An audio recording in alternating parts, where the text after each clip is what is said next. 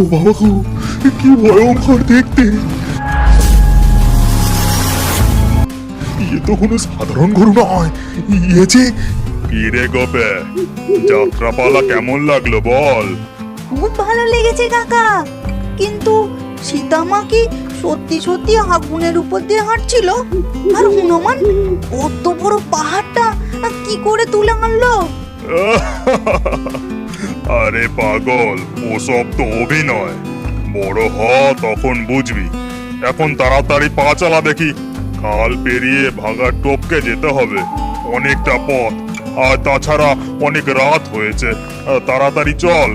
ঠিক তখনই পিছন থেকে একটা বাছুরের ডাক শোনা যায়।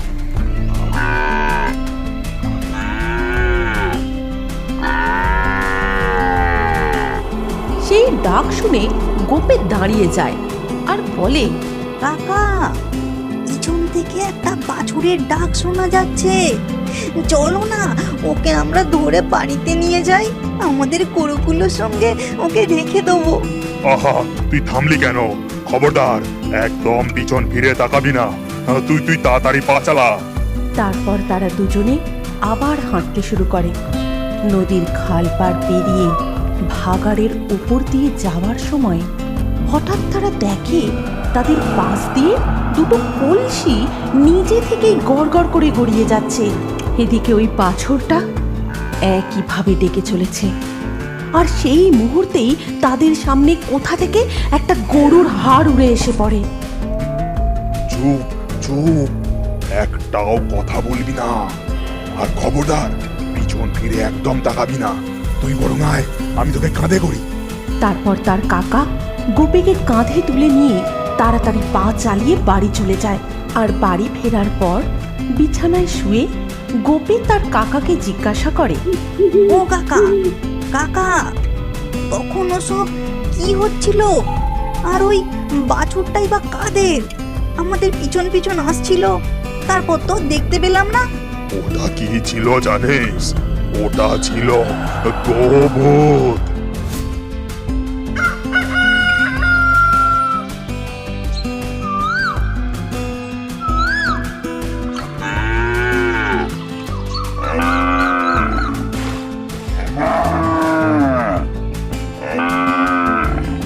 তোর কি হয়েছে বলতো নিনাগাই?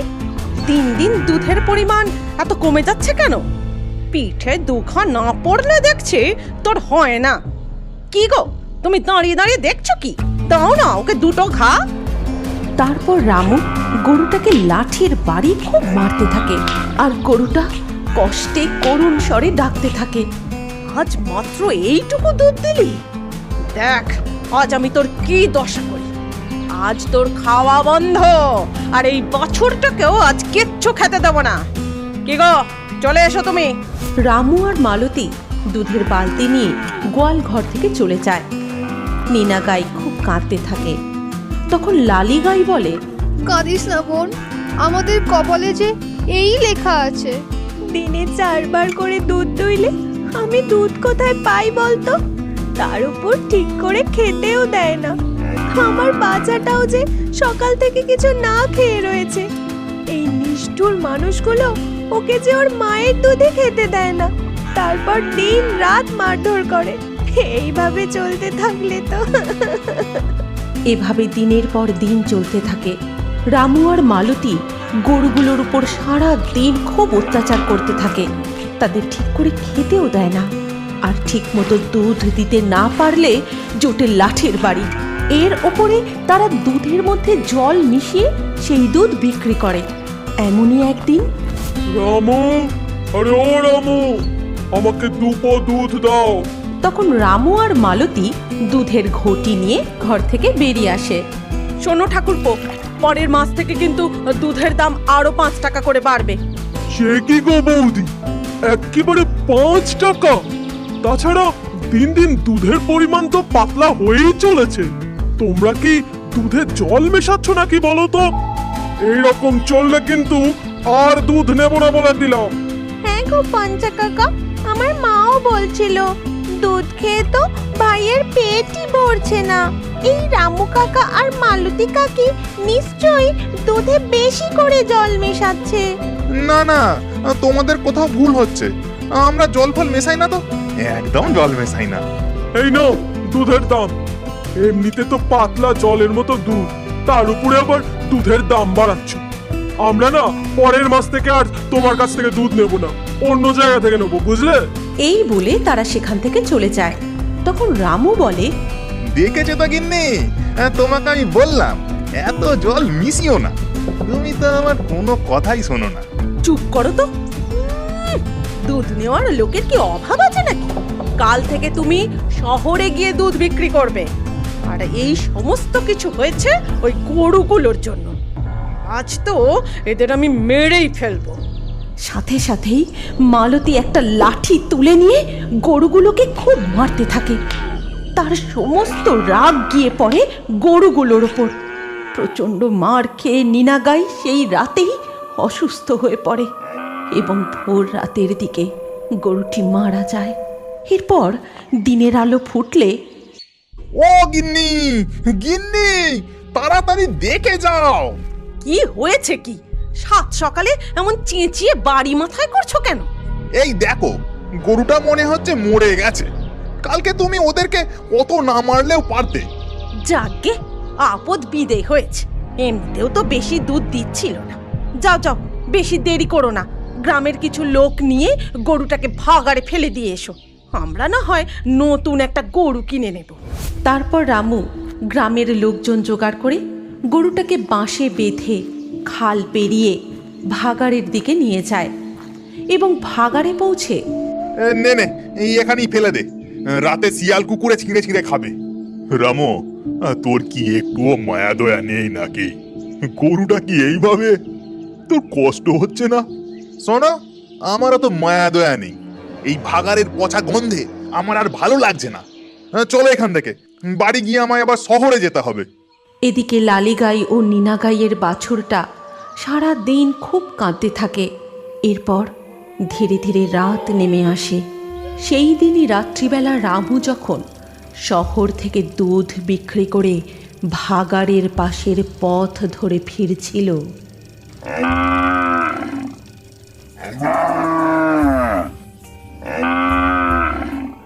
ও বাবা, এত রাতে ভাগাড়ে আবার গরু কোথা থেকে ডাকছে? রামু একটু এদিক ওদিক তাকাতেই দেখতে পায় একটা গাছের নিচে কালো মতো কি যেন একটা দাঁড়িয়ে আছে। আরে ওই তো গরুটা।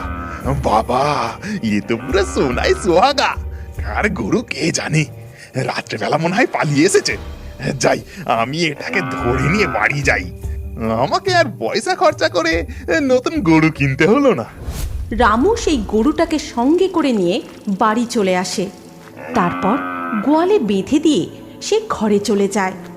এরপর রাতের খাবার খেতে খেতে সে তার গিন্নিকে সমস্ত কথা খুলে বলে। কিন্তু মধ্যরাত হতেই হঠাৎ করে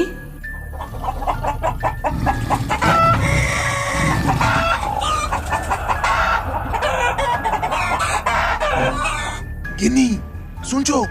ও গিন্নি, কি ব্যাপার বলো তো গিন্নি? মুরগিগুলো এরম ভাবে ডাকছে কেন? ওরা নিজেদের মধ্যে ঝগড়া করছে মনে হয়। তুমি ঘুমো তো, কাল সকালে উঠে দেখা যাবে খন। পরের দিন সকালে উঠে তারা দেখে খামারে আর একটাও মুরগি নেই। শুধু এদিকে ওদিকে ছড়িয়ে পড়ে আছে অজস্র মুরগির পালক, আর জায়গাটা রক্তে ভেসে যাচ্ছে। হায় হায় হায়, এ কি সর্বনাশ হলো গো! আমাদের সব কটা মুরগিকে যে বামে খেয়ে গেছে। সেই দিনই সন্ধেবেলা রামু আর মালতী যখন দুধ দুইতে যায়, গিয়ে দেখে বাছুরটা লালিগাইয়ের দুধ খাচ্ছে। এই দেখে তো রামু আর মালতী খুব রেগে যায়। রামু যেই লাঠিটা তুলে নিয়ে বাছুরটাকে মারতে যাবে, অমনি ওই কালো গরুটা রামুকে এক লাথি মেরে ফেলে দেয়। ওরে বাপরে! ও কি গো, পাজি গরুটা তোমায় লাথি মেরে ফেলে দিল? আজ একেও মেরে ঠিক তখনই ওই কালো গরুটা ভয়ঙ্কর গর্জন করতে করতে তাদের দিকে এগিয়ে যায়। তার চোখ তখন রক্তের মতো লাল, মুখ দিয়ে লালা ঝরছে, তীক্ষ্ণ তার দাঁত, শিং দুটো ধারালো ছুরির মতো চকচক করছে। কি বিভৎস রকম ভয়ঙ্কর দৈত্যের মতো তার চেহারা। ও বাবা গো, কি ভয়ঙ্কর দেখতে! ইয়ে তো কোনো সাধারণ গরু নয়, ইয়ে যে গরু! রামু আর মালতী গরুর এমন ভয়ঙ্কর রূপ দেখে কি করবে বুঝে উঠতে পারে না। পরের দিন সকালে গ্রামের লোক যখন ওই ভাগাড়ের পথ ধরে যায়, তারা দেখতে পায় রামু আর মালতীর রক্তাক্ত দেহ ভাগাড়ের পাশে পড়ে রয়েছে। হলুদ ভাটার মতো জ্বলন্ত চোখ, সাদা চুল, জীর্ণ শরীর, দুই হাতে নিনির দেহ নিয়ে ধীরে ধীরে জল থেকে সে উঠে আসছে শান বাঁধানো ঘাটের দিকে। তার মুখের কর্কশ আওয়াজ যেন গোটা জঙ্গলকে মাতিয়ে তুলছে। ঠিক যখন সন্ধে হব প্রতিদিনের মতো নিশিবনের তালডোবা পুকুরের চারিপাশে ঝিঝি পোকার ডাক আর জোনাকির রাস শুরু হয়েছে এবং সন্ধে হতেই প্রতিদিনের মতোই তখন জটাবড়ি শান বাঁধানো পুকুর ঘাটে উঠে আসে তার সাধের চুল শুকানোর জন্য। শরীর তার জীর্ণ, হাত পাগুলো তার শুকিয়ে যেন সজনে ডাঁটা হয়ে গেছে, আর চোখ যেন তার কালো কোঠরের মধ্যে এক জ্বলন্ত ভাঁটা। এই জটাবড়ি না পুরোপুরি মানুষ, না এ কোনো পেতনি বা ডাইনির রূপ। আজ চাঁদরা কি সুন্দর উঠেছে! উফ, জ্যোৎস্না আলোয় নিশিবন পুরো মাখামাখি। তাড়াতাড়ি পা চালাই, কেউ কোথাও নেই। এই ফাঁকে তালডোবা পুকুরে ঝপ করে একটা জাল ফেলবো আর রুই কাতলা ধরে সোজা বাড়ি গিয়ে গিন্নির হাতের গরম গরম ভাত আর মাছ ভাজা, ও পুরো জমে যাবে। এই কথা ভাবতে ভাবতে আর দু পা এগোতেই ঘেটু হঠাৎই পা বাড়ানো থামালো। সে বুঝতে পারছে না যে আগে যাবে না পিছন ঘুরে দৌড়াবে। মাথা কাজ করা ইতিমধ্যেই বন্ধ করে দিয়েছে তার। চোখ তার নিষ্পলক, শরীর যেন আর কাজ করছে না। হঠাৎই তার পায়ের পাতার উপর দিয়ে একটা সাপ চলে যায়। সাপের শরীরের ঠান্ডা শিরশিরানিতে ঘেটুর ঘোর ভাঙল। সে একটা ঢোক গিলে এক পা পিছতেই মারালো কিছু শুকনো পাতা।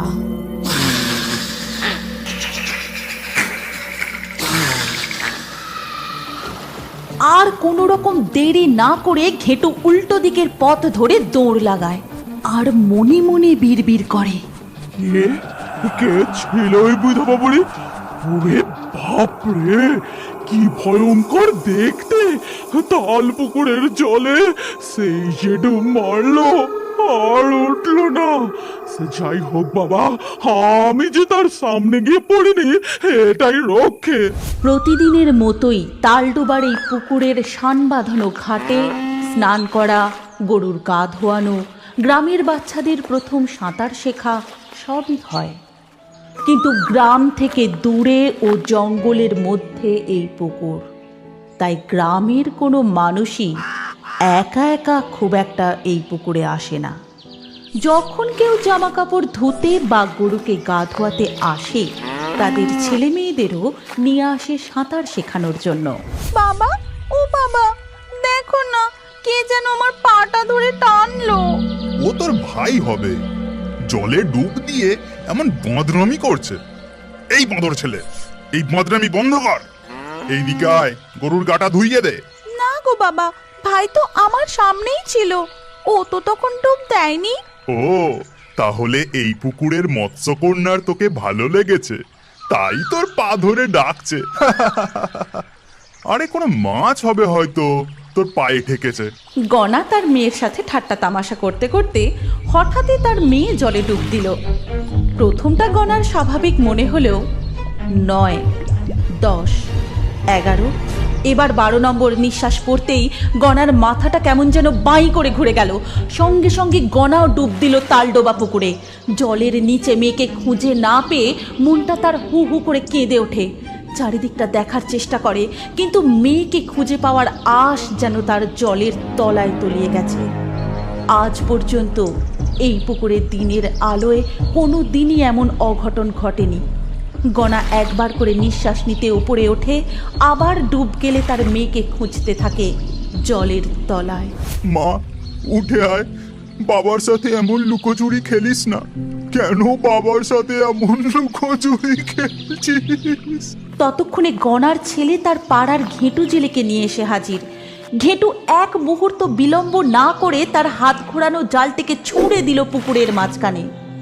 এইভাবেই নিশি বনে সন্ধ্যা নামার আগে পর্যন্ত চলতে থাকলো নিনিকে খোঁজার চেষ্টা, কিন্তু হতাশ হওয়া ছাড়া আর যেন কিছুই জুটল না তাদের কপালে। গণাদা, সন্ধে ঘনিয়ে আসছে, এখানে আর থাকাটা আমাদের উচিত হবে না। আমরা বাড়ি ফিরে যাই, চলো। আমাদের নিনি আমাদের সাথে মনে হয় আর ফিরবে না। চারিদিকে শেয়ালের ডাক শোনা যাচ্ছে। তালডোবা পুকুর থেকে তারা সবাই গ্রামের পথের দিকে খানিক এগিয়েছে। হঠাৎই ঘেঁটু আবার পিছন ফিরে তাকালো। তার মনে যে সন্দেহটা এতক্ষণ জমাট বেঁধেছিল তার নিমিষেই তরল হয়ে গেল। হলুদ ভাঁটার মতো জ্বলন্ত চোখ, সাদা চুল, জীর্ণ শরীর, দুই হাতে নিনির দেহ নিয়ে ধীরে ধীরে জল থেকে সে উঠে আসছে শান বাঁধানো ঘাটের দিকে। তার মুখের কর্কশ আওয়াজ যেন গোটা জঙ্গলকে মাতিয়ে তুলছে। ঘেটু, তুই ওটা কি দেখছিস দাঁড়িয়ে? পুকুর ঘাটে ওটা কি? ওই বুড়ির হাতে কি আমাদেরই নেই? গণাদা, শান্ত হও, আস্তে কথা বলো। মনে হয় ওই জল পিশাচিনি, ওটা জটা বুড়ি। মনে হচ্ছে আমাদের নিনিকে জল থেকে তুলে নিয়ে এসেছে খাবে বলে। আমরা এখানে আছি, যদি টের পায় তাহলে আমাদেরও প্রাণে মেরে দেবে। নিনি, মা নিনি! সব জ্ঞান বুদ্ধি হারিয়ে হাউ মাউ করে কাঁদতে কাঁদতে তালডোবা পুকুরের দিকে ছুটে যায় গনা।